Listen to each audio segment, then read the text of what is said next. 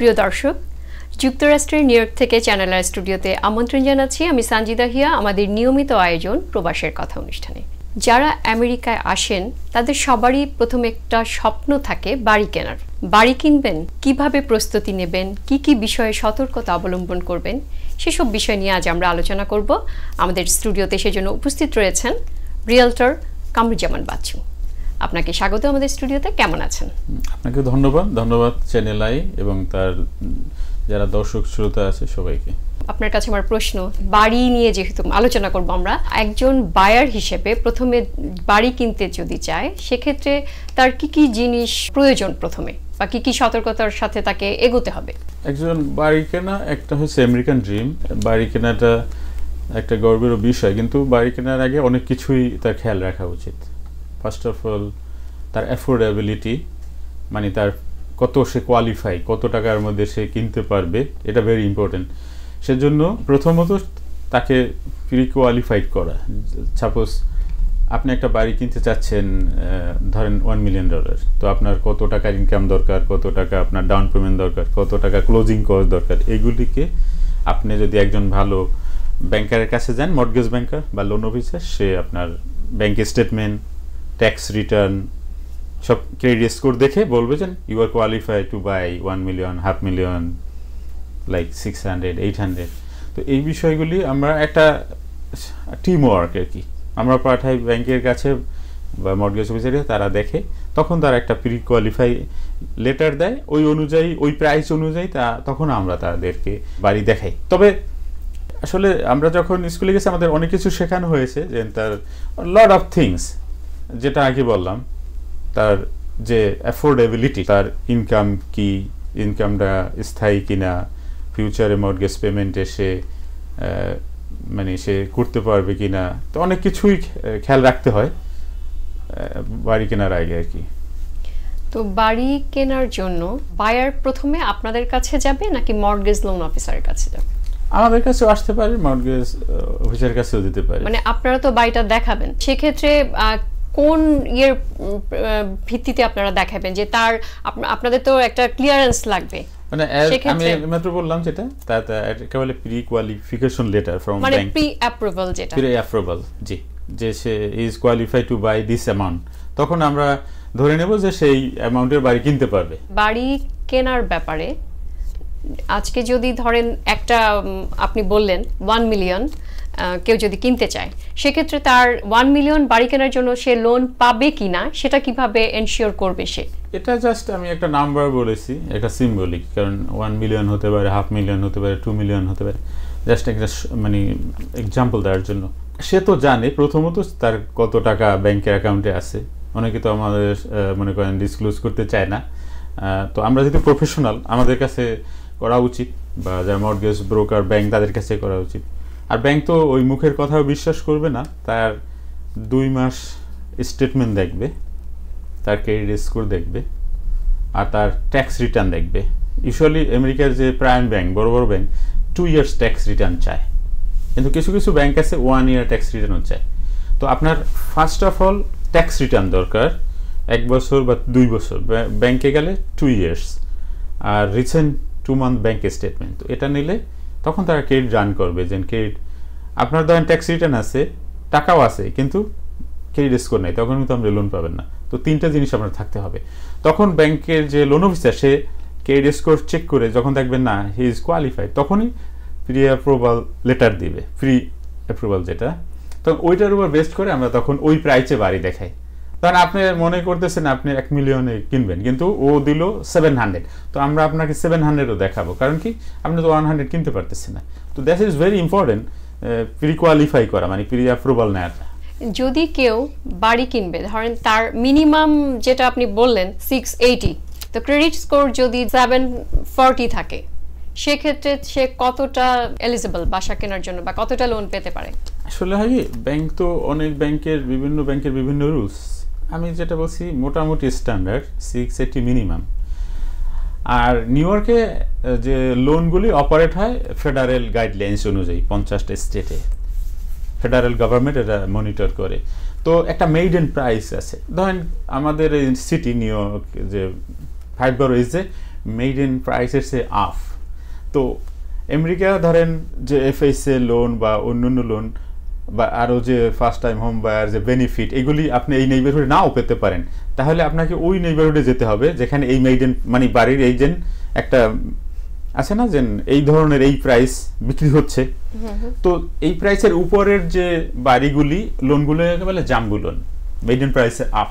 তো সেক্ষেত্রে ওই লোন পেতে হলে আপনার ক্রেডিট স্কোর 740 হলে আপনি ভালো রেট পাবেন, আর না হলে আপনি লোন পাবেন কিন্তু ইন্টারেস্ট রেট হায়ার হয়ে যাবে তখন। এই যে আপনি বললেন যে হয়তো একটা বাসা কিনবে 7 লাখ, সেক্ষেত্রে তার লোন ইন্টারেস্ট সে কতটা দিতে পারবে ডাউন পেমেন্ট, এর বাইরে ক্লোজিং এর জন্য আলাদা একটা অ্যামাউন্ট রাখতে হবে, রাইট?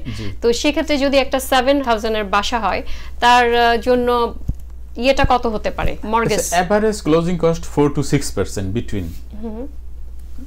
তো যদি মনে করেন 7 লাখের বাড়ি যদি 4% হয় 28,000, যদি 6% হয় তাহলে 39,000। তো এটা বিটুইন আমরা বলি, এর কমও হতে পারে বেশি হতে পারে, বাট আমরা বেশিটা বলি কেন, যাতে বায়ার ক্লোজিং টেবিলে গিয়ে ধাক্কা না খায়, মানে শর্টেজ না পড়ে, এই জন্য আমরা বলি ম্যাক্সিমাম। আচ্ছা, আর একটু জানতে চাইবো যে এটা গেল ক্লোজিং কস্ট, আর যে মর্গেজের ব্যাপারে একটু যদি বলেন যে 7 লাখ বাসা, এটার মর্গেজটা তাহলে কিরকম হতে পারে মান্থলি? আসলে মর্গেজ রেট তো এভরিডে আপ ডাউন হয় গ্যাস প্রাইসের মতো, সেটা আমি এক্স্যাক্টলি বলতে পারবো না, তবে অ্যাভারেজ বর্তমান যে রেট অ্যারাউন্ড 7 or 6 to 7। তো ধরেন সাপোজ যদি 6 হয় তাহলে আপনি যদি 1 লাখ ডাউন দিলেন তাহলে 6 লাখ, তো 6 লাখে 3600, এর সাথে ট্যাক্স ইন্স্যুরেন্স আছে, ধরেন 4,000 এর মতো হবে monthly payment, approximate, can be higher can be lower. আমরা জানি যে গত অগাস্টে একটি বায়ার এজেন্ট ল চালু হয়েছে, সেই বিষয়টা আসলে কি যদি একটু বলেন? আসলে আমেরিকায় অনেক স্টেটে যারা সেলার তারা নার্ককে সু করেছিল, ন্যাশনাল অ্যাসোসিয়েশন রিয়েলটর্স। তারা মনে করতেছে যে আগে একটা ছিল কো-ব্রোক একটা অপশন ছিল, ধরেন কোনো লিস্টিং কোনো অফিস নিছে, তারা আবার অন্য অফিসদের অফার করতো যে এটা সেল করলে তাদের একটা কমিশন দিত। তো এখন এটা উঠাই দিছে। তো এখন আসছে যে বায়ার এজেন্সি একটা ল হয়েছে, এগ্রিমেন্ট, যে কোনো বায়ার আমাদের কাছে আসলে একটা এগ্রিমেন্ট করতেই হবে বাড়ি দেখানোর আগে, দ্য মাস্ট ম্যান্ডেটরি। তো সেক্ষেত্রে তারা মনে করতেছে যে বেশি টাকা দিচ্ছে রিয়েল এস্টেট কমিশন যে হোম সেলার আছে না, তো এখন নার যেহেতু একটা ল সুটের মধ্যে পড়েছে, তখন এখন আইন করছে যে এখন বায়ার যদি সেলার না দেয় বায়ার তাকে কমিশন দেবে। কিন্তু ইউজুয়ালি আমরা এখনও এটা নেগোশিয়েট করি, আমরা যখন অফার দেয় আমরা সেলারকেই বলি যে you have to pay my commission. So যারা বাংলাদেশি বায়ার আছেন আপনাদের ভয় নাই, আপনাদের পকেট থেকে দিতে হবে না, বাট এগ্রিমেন্ট সাইন করতে হবে। তো আমরা তখন এটা চেষ্টা করব সেলারের কাছ থেকেই কম্পেনসেশন নিতে, কমিশনটা, এই আর কি। তো নতুন বছরে 2025-এ যারা বাড়ি কিনতে চায় তাদের জন্য কি অ্যাডভাইস আছে আপনার কাছে? নতুন কোনো, এটা ভেরি গুরুত্বপূর্ণ একটি প্রশ্ন, কারণ আমাদের বাংলাদেশের অধিকাংশ মানুষ এখানে সেলফ এমপ্লয়েড, যেমন ট্যাক্সি, উবার, ভ্যান্ডার, বিজনেসম্যান, তারা সবাই সেলফ এমপ্লয়েড। তো এখানে অনেক ব্যাংক আছে যারা 1 বছরের ট্যাক্স রিটার্ন দিয়ে তারা লোন নিতে পারে লোয়ার রেটে ইনকাম দিয়ে। তো এটাকে বলে সেলফ এমপ্লয়েড ইনকাম যেটা আছে। তো এই যে ট্যাক্স রিটার্ন সিজন আসছে, তো এই বছর যদি ভালো ট্যাক্স রিটার্ন করে তাহলে এই 1 বছরের ট্যাক্স রিটার্ন থেকেই বাড়ি কিনতে পারবে। সেক্ষেত্রে তাদের বাড়ি ট্যাক্স সাবমিট করার আগে একজন ভালো লোন অফিসারের কাছে যাওয়া উচিত, যারা 1 বছর ট্যাক্স রিটার্ন দিয়ে বাড়ি কিনে দিতে মানে সাহায্য করতে পারবে, সেই অনুযায়ী তার ট্যাক্স রিটার্ন করা উচিত। তখন সে মনে করেন 20% ডাউন দিলে তো বেশি, তখন নো ইনকাম চেক লোন বলে, ইন্টারেস্ট রেট হায়ার, কিন্তু ইনকাম দিয়ে কিনলে ইভেন 1 বছর তার রেট লোয়ার হবে, সে অনেক টাকা সেভ করতে পারবে। সেই জন্য বাড়ি যারা কিনতে চাচ্ছেন আপনারা 2025 সালে 24-এ ট্যাক্স রিটার্ন দিয়ে আপনার ট্যাক্স রিটার্ন করার আগে অবশ্যই মর্টগেজ যে ব্যাংকার আছে, লোন অফিসার, রিয়েলটর, এদের সাথে পরামর্শ করলে আপনারা অনেক টাকা সেভ করতে পারবেন। বা ধরেন আপনার একটা বাড়ি কিনতে চাচ্ছেন, আপনার ট্যাক্স রিটার্ন 10,000 টাকা শর্ট, আপনি একটা এক্সপেন্স দেখাইছেন, আপনি এক্সপেন্স না দেখায় আইআরএস কিছু টাকা দিলেন, তো আপনি অনেক টাকা সেভ করতে পারবেন। বর্তমান হাউজিং মার্কেটের আপডেট সম্পর্কে একটু যদি বলেন। যদিও still there are many buyers, এখন এটাকে এখনো সেলার্স মার্কেট বলে, যখন বেশি বায়ার্স থাকে কম বাড়ি। তো যদিও ইন্টারেস্ট রেট হাই, কোনো প্রভাব পড়ছে না বাড়ি বিক্রির ক্ষেত্রে, এখনও হাই ডিমান্ড, বিকজ ওই যে ম্যালথাসের তথ্য অনুযায়ী মানে সাপ্লাই কম, ডিমান্ড বেশি। তো এই ক্ষেত্রে বাড়ির দাম এখন ওই পর্যায়ে আছে, কমেও নয় বাড়েও নয়, মোটামুটি ভালো পর্যায়ে আছে। ইন্টারেস্ট রেটটা কি একটু কমেছে? ইন্টারেস্ট রেট ফেডারেল এই গত 24-এ অনেকবার কমাইছে, 3-4 বার। তো মোটামুটি এখন যেটা আছে মোটামুটি সহনীয়, আমরা আশা করতেছি আরো কমাবে। বাইং, সেলিং অ্যান্ড রেন্টিং এই কাজগুলোর সাথে আপনি যুক্ত আছেন, তো এই কাজগুলো করতে গিয়ে আপনি কোনো প্রতিকূলতার সম্মুখীন হয়েছেন কিনা? হ্যাঁ, হচ্ছি।